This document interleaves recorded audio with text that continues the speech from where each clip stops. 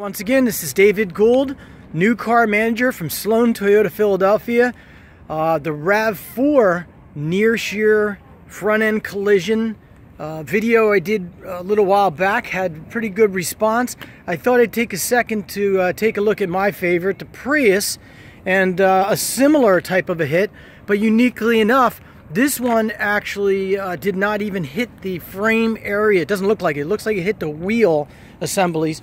But right here, if we're looking at this area right here, that would be your frame, okay? Coming up and through here with our new unibody systems out there and what we call blanking.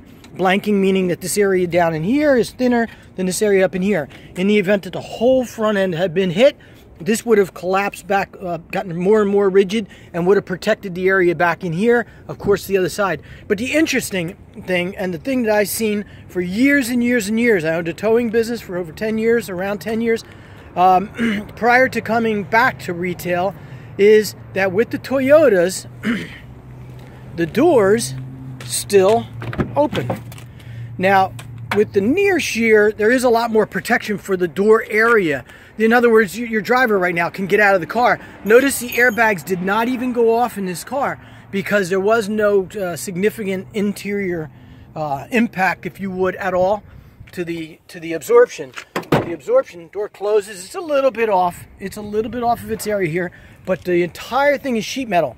If we look here, and suspension, and you can actually see there is some lower pieces down below there that absorb the energy. But if we're overall looking at the hit, it's the impressive thing to me, and I just can't say enough about this to people, prospective Toyota owners, or people that even already own them so they can feel better. I own the Prius myself, is that this car was able to absorb the energy and not jam right here in the door. And that is what my experience was with the towing, is we had to run around to the other side, the opposite side, or maybe couldn't get to the back door in this one, in that case. But we'd have to go around to the opposite side of the car and climb in to be able to get into the car, to be able to put it into neutral, or to be able to move the car, get it back off the lot. In the case of what we have here, the driver was able to get out of the car. And, you know, obviously it's a little bit of a disappointment, I'm sure, with the accident when it happened. But from a safety point of view, to me, it's critical that you can open that driver's door, whether they needed help getting out or whether they were able to get out on their own. In this case, I'm more than confident that there's no injury signs inside there at all. And it really, overall, impressed me. I thought I'd take a couple seconds to share with you the continuing saga of the Toyota and its ability to take that hit, that near shear, that cut along the edge right here, and still be able to open up the doors. Okay?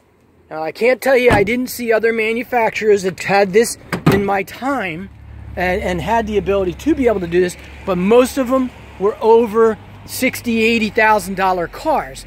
And we know that in the Toyota range here, these are cars that most people, almost everybody, can afford. So if you're out to protect your family, this is a great system. It's something that's available and would be out there to help you. Now, another thing I would like to point out really quick, and then I'll stop gabbing, is this car does have the safety sense. All right, that's up there is the camera side there. There is radar sitting back in behind that symbol right there. It is extremely probable that this accident could have been way, way worse than what we're looking at here right now. Now, I wasn't around, I'm not talking with the owner, but in theory, what happens is this radar out the front perceives or sees that accident coming.